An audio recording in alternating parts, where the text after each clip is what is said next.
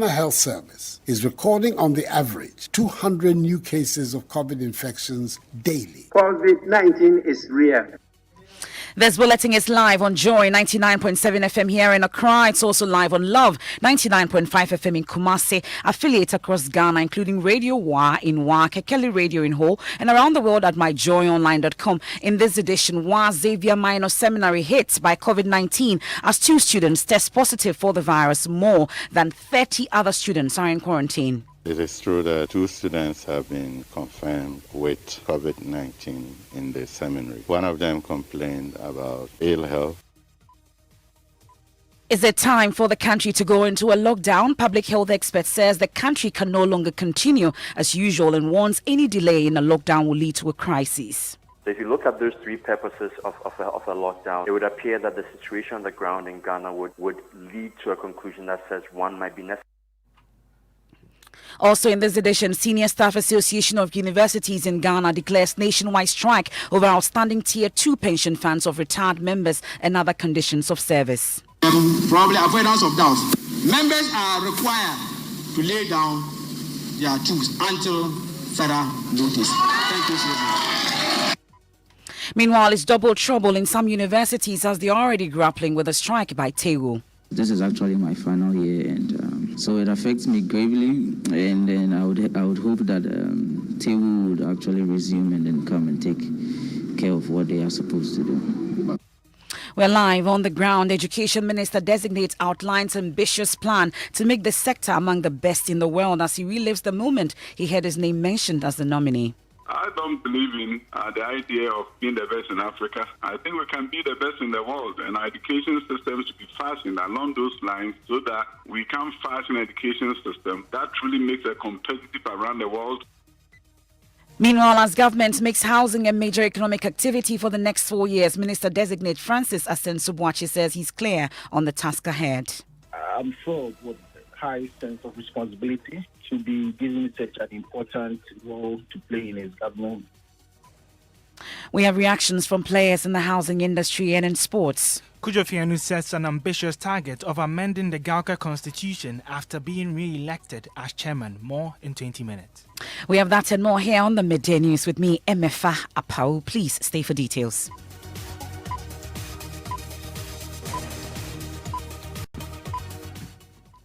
Thanks for your company. And this afternoon, 2 students of the WA Xavier Minor Seminary has contracted the COVID-19 virus and are receiving treatment at the WA West Regional Hospital. 34 other students have been quarantined in one of the dormitories of the school. Rector of Xavier Minor Seminary, Reverend Father Pamphilio Tengan, urged parents who had the awards in the seminary not to panic as the situation is under control. Joy News' Upper West correspondent Rafiq Salam report from WA. Authorities at the WA Xavier Minor Seminary stood motionless and in pensive mood.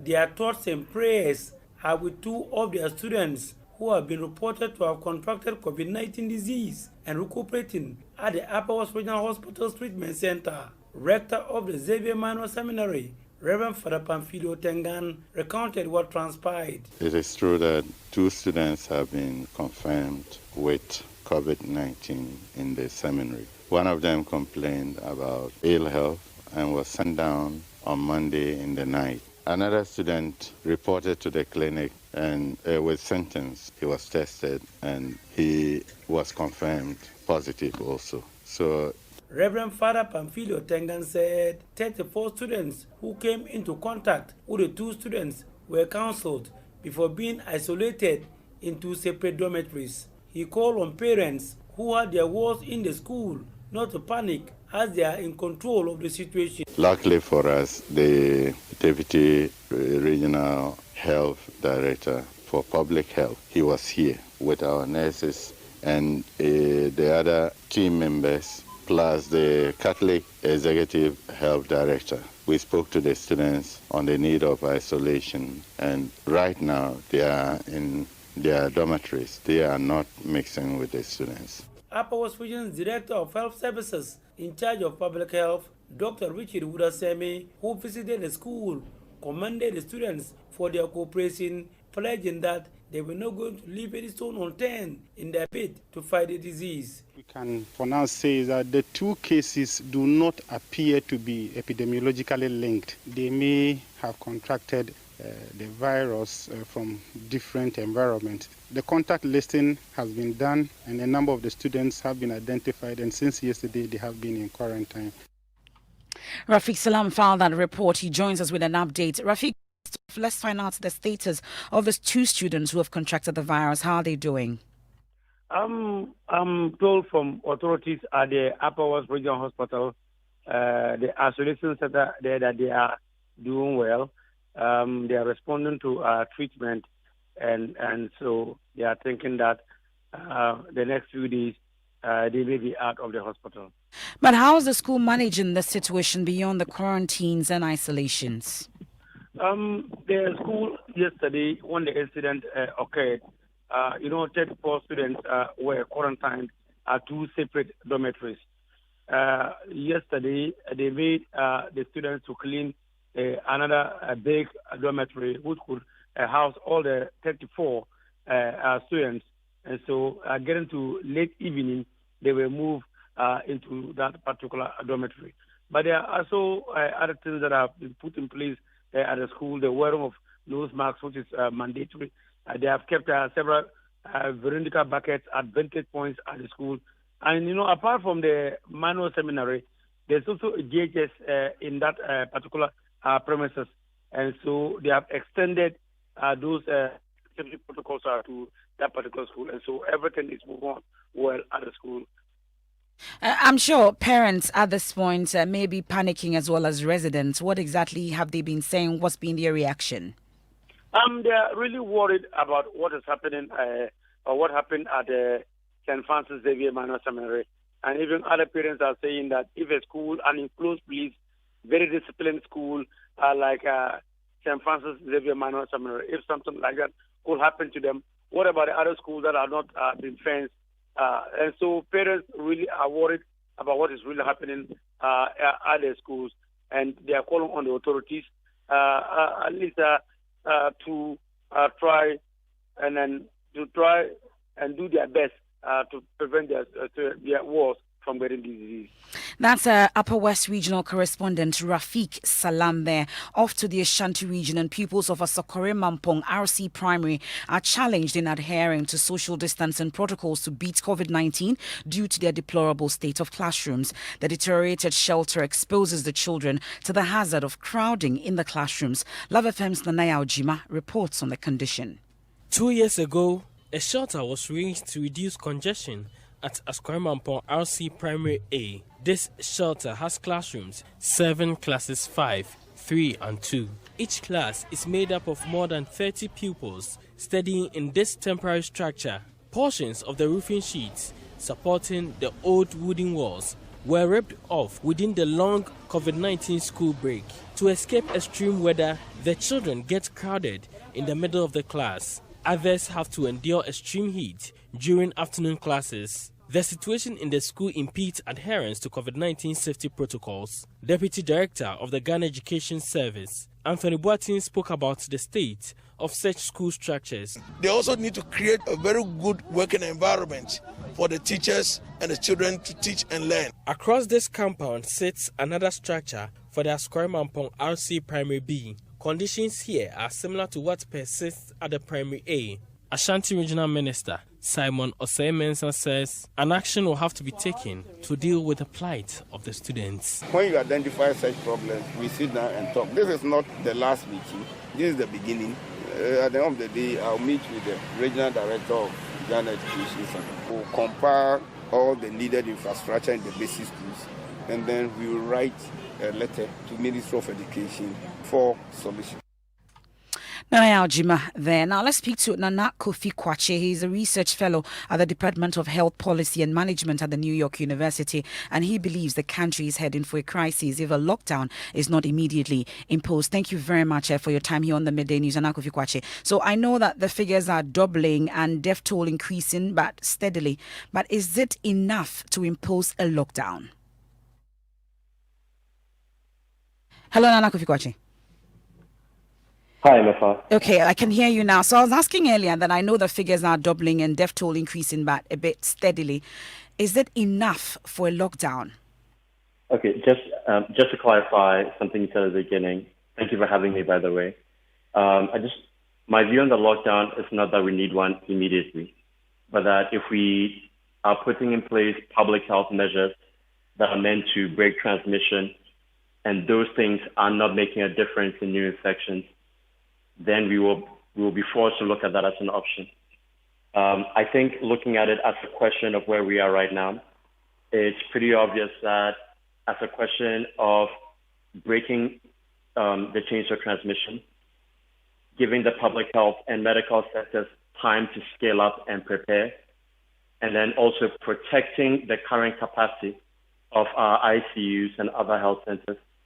Those are the things that if the current transmissions don't stop, those are things that will be jeopardized. So I do believe that if we are looking at the data, we are looking at the situation on the ground, we're looking at hospitalization rates and compliance levels.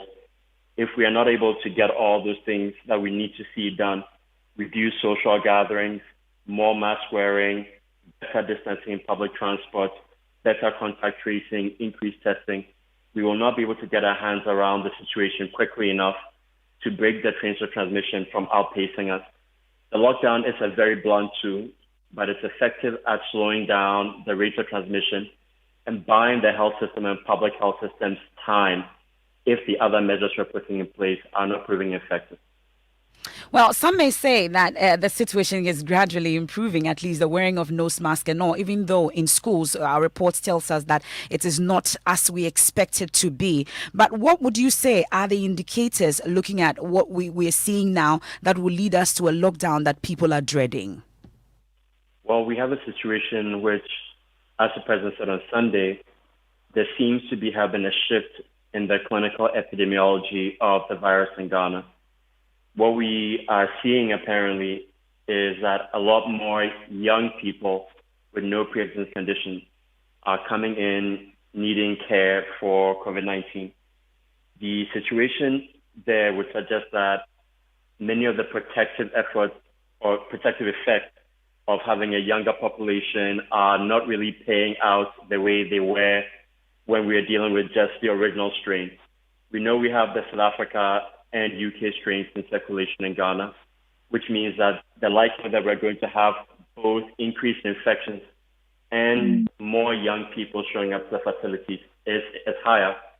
If we have a case where our ICUs are so overburdened, our physicians are so overburdened, our healthcare system is so overburdened, so many of the people who will need care for severe or critical cases will not be able to get that care.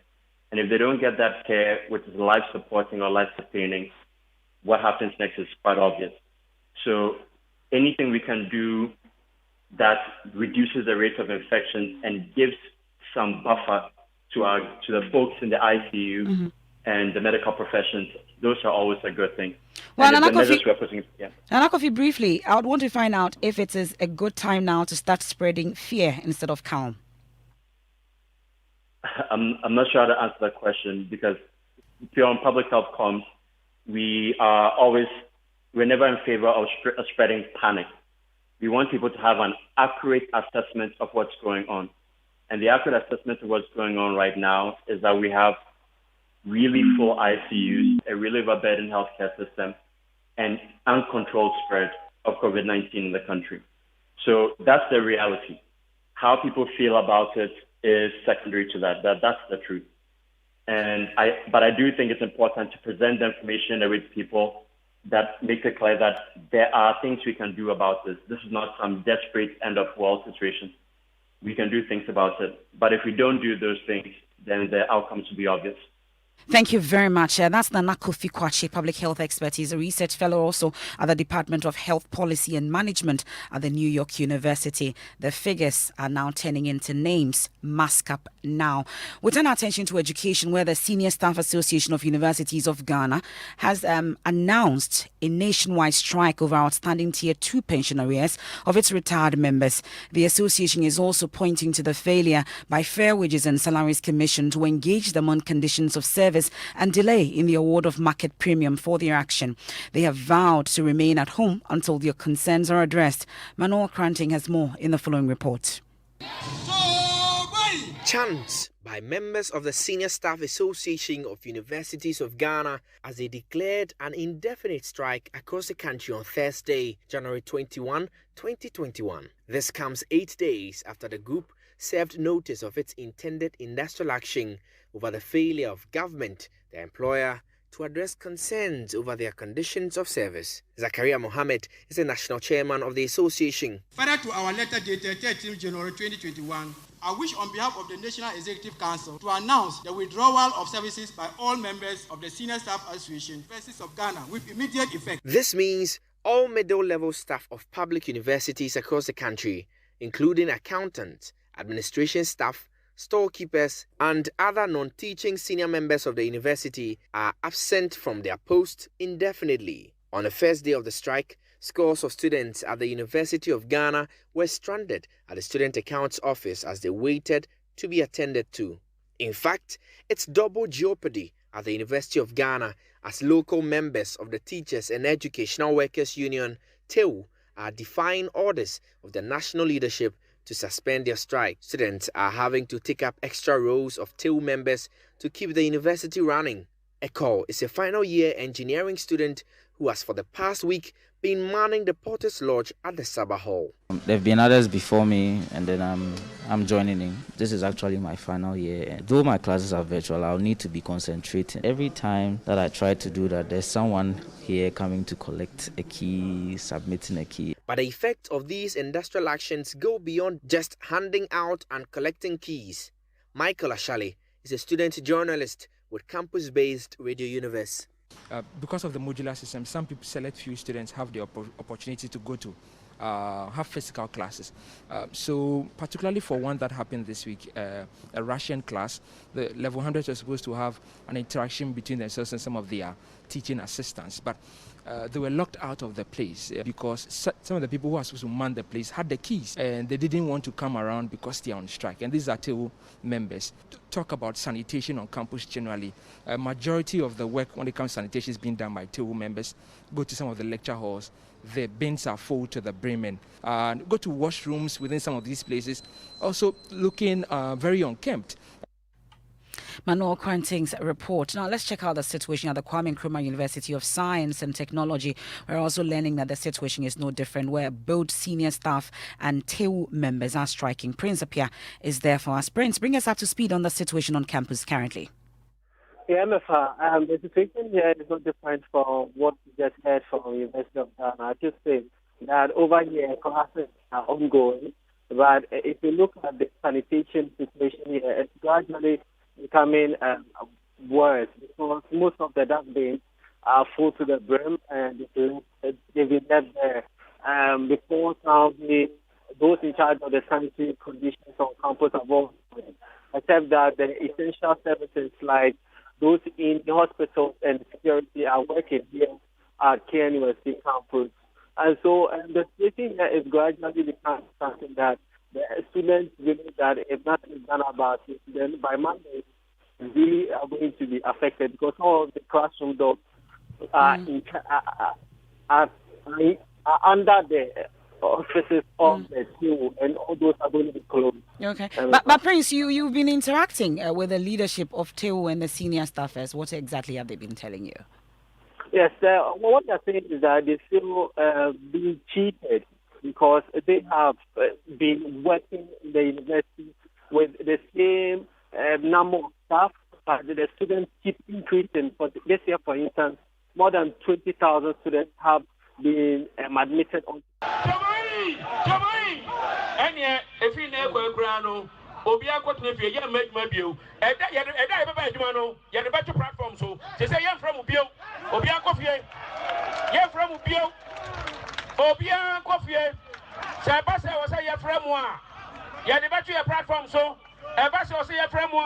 You buy text messages. Into Obian text messages. Who's the phone I can cry? Won't you make a cry from Alba? You can say for your meeting now, Momraha. Young radio so and can't tell some quite one. You can say you're quite my crown. You Baba, aba kyerɛkyerɛm ama yɛn nyinaa yɛhunu na wieyɛ ansa yɛayɛdɛn yɛakɔ adwuma ɛfiri sɛ baabi a yɛkyekyerɛ aboa no ɛhɔ ne yɛyɛ dɛn yɛsane no.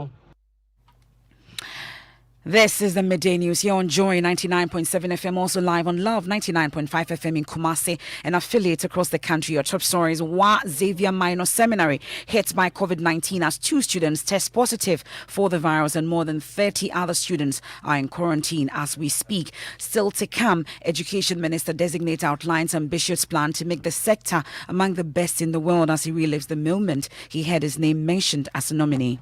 I don't believe in the idea of being the best in Africa. I think we can be the best in the world, and our education system should be fashioned along those lines so that we can fashion an education system that truly makes us competitive around the world.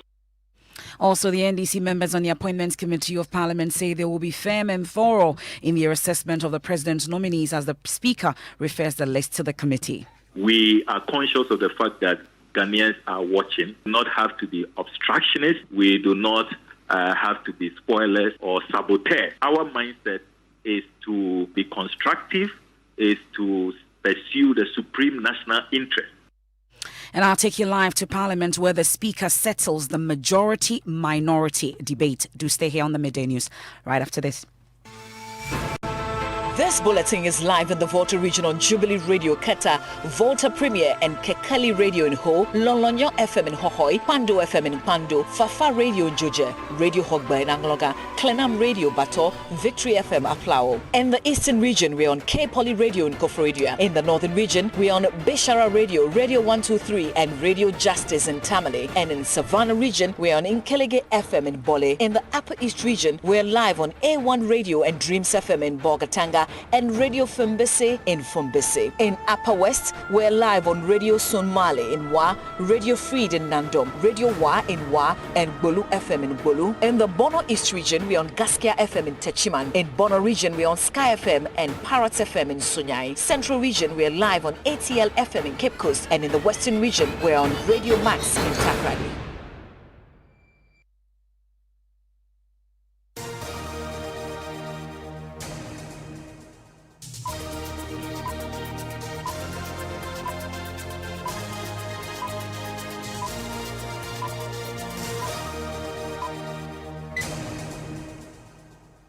Thanks for staying with us here on the Midday News. Let's do sports now. Reku Ampofo has the very latest. Reku. It's been 15 years since the constitution of the Ghana League Clubs Association was amended. Re-elected chairman of the welfare body, Kujo Fianu, has made a bold claim that he will ensure a review of the constitution of the association in his second term.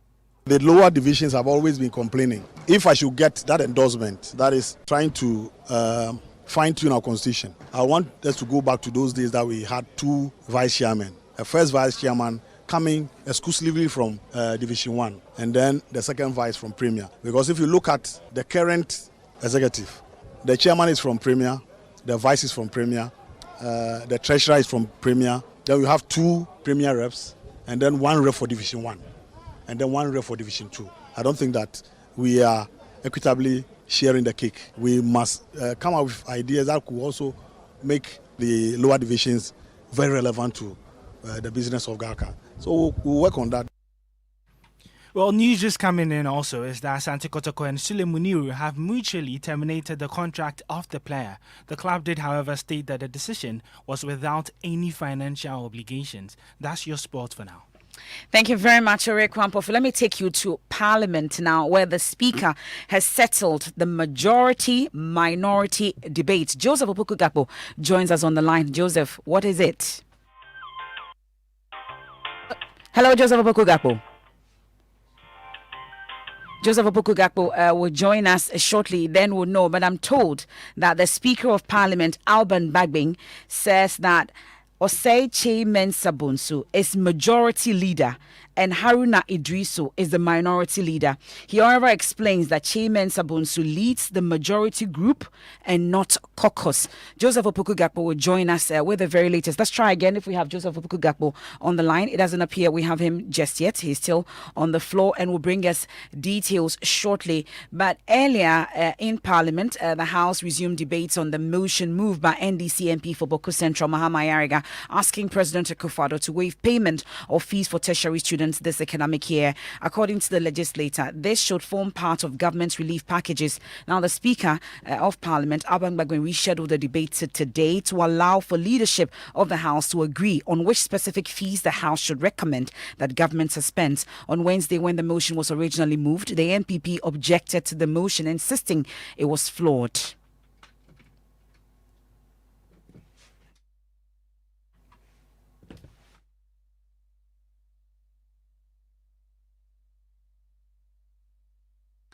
Apologies for that. We'll bring it to you. Meanwhile, the NDC MP for Tamale North, Al-Hassan Suhini, is accusing the NPP caucus in Parliament of deliberately trying to frustrate approval for the motion, asking the President to suspend payment of fees by tertiary students. Mr. Suhini tells Joy News the posture of the NPP MP shows they don't have the interest of Ghanaian students at heart. We'll interrogate that education issue pretty much later. But let's talk about the appointment and the minister designate. We've been interacting with the Education Minister designate, Dr. Yao Osei-Edu-Chum, and he says that the task now is to remodel the sector and make it among the best in the world. Of course, the president met with me, so I knew it was coming. But a friend, I was having a meeting, and a friend said, "Hey, do you know that they've released the list?" And he showed it to me, and said, "Wow, finally it's out." And I think I'll never forget that moment when I saw my name as Education Minister Designate, and very exciting. At first, I could not believe it. It has been a long journey. You could not believe it was your name there? Yes. But why? But you've earned it. You should believe in yourself. Yes, I believe in myself, but it also takes somebody, a leader who is looking for talent, a leader who is looking for competent people to serve his country. Again, but what are your marching orders? Marching orders will happen after my vetting.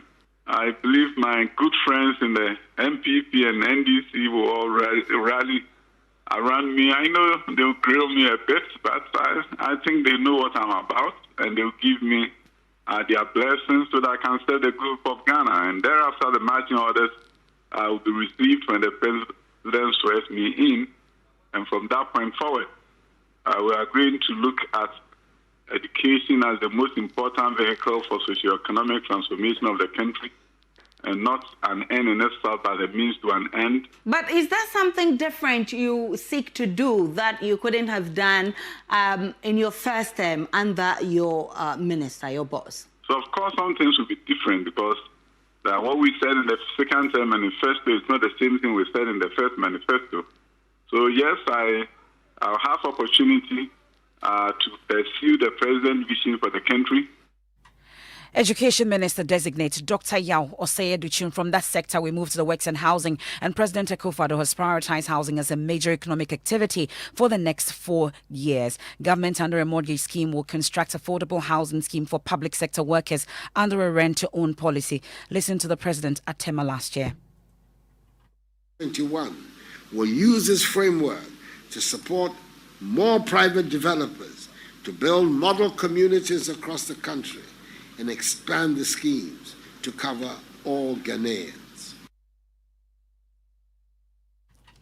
Well, that's President Akufo-Addo. Member of Parliament for Bantama in the Ashanti region, Francis Asensu-Boakye, is the Minister Designate for Works and Housing, and he's ready for the task.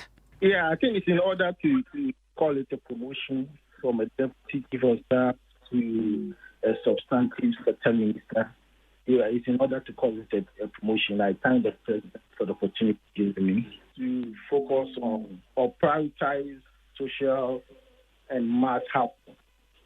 And I think this is a huge task.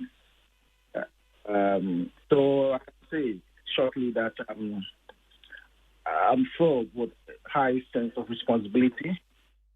Former Deputy Chief of Staff, now Minister Designated for Works and Housing. It's time now for Showbiz.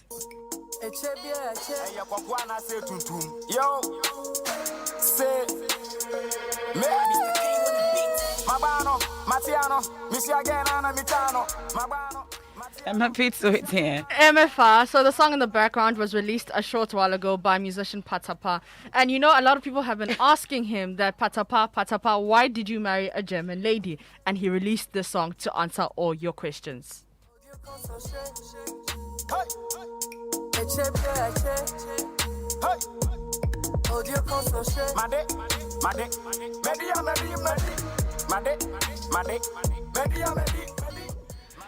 Also in showbiz, Grammy nominee Rocky Dawini is out with a new project which is titled Voice of Bourbon, and he's been talking to Gifty and Apia on the AM show.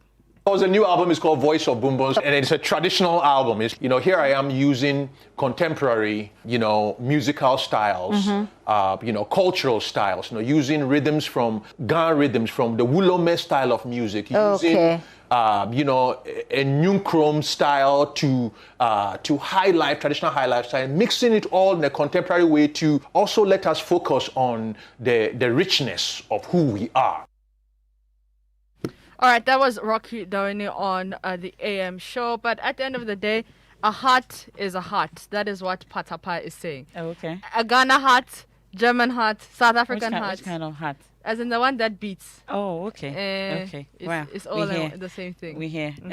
Thank you very much, Mapitsu. And that's it for the Midday News here on Joy 99.7 FM. There's more news when you log on to myjoyonline.com. I am MFR Pau. Thanks for your company. Dominion Mandate continues with Pastor Menso Tibil. Do enjoy your weekend. When you want it, just Momo it. When you tire for the long queue in the supermarket, just Momo it. And when you really want that beautiful new blouse too, just Momo it. And when you won't get that trim, when you go get fresh to impress, you know who, just Momo it. And when you